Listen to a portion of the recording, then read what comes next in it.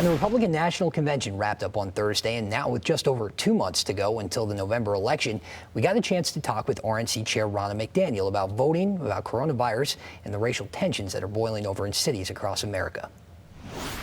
Current RNC Chair and former Michigan GOP Chair Ronna McDaniel taking time to answer questions from FOX 17.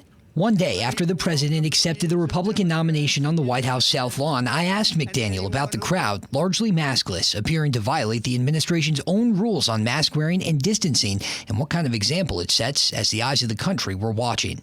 Well, we were outside, and we did set a good example. We canceled a 19,000-person convention, and I know that I've personally lost friends from this terrible pandemic, as has the president, and that's why the president has said to take the precautions. McDaniel said the 300 people there connected to the RNC were tested before entering. As the president gave his speech, protests raged outside the White House, calling for racial justice in the face of several recent police killings. I asked about that too. You know, I am not going to call our men and women in police racists. I think that is not fair when there are bad actors, and we know that George Floyd was murdered, and we know that we need to investigate what's happened to Jacob Blake. 1, 2, 3, 4, 5, 6, 7, 8, 9, 10 bad actors does not make a whole institution racist. McDaniel went on to acknowledge there is systemic racism in America before going on to say the president is the one taking steps to fix it through his signature tax bill and reduction of nonviolent terms through the First Steps Act. With just over 2 months now until voting, McDaniel, former chair of Michigan's GOP, says she knows the role the mitten can play in a close election. You know, Michigan's pivotal, and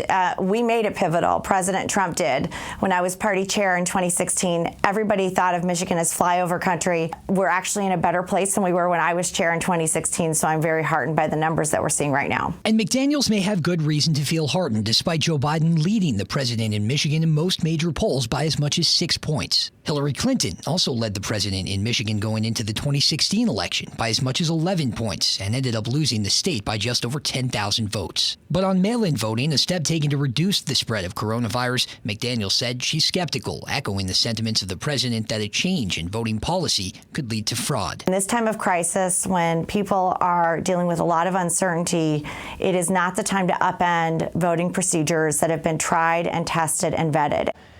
And on Friday, the same day we did that interview, a spokesman with the Trump campaign said the GOP raised $76 million during the 4-day convention. That's approximately $6,000 more than Democrats raised during theirs. One bright spot for Democrats, though, their convention had better television ratings.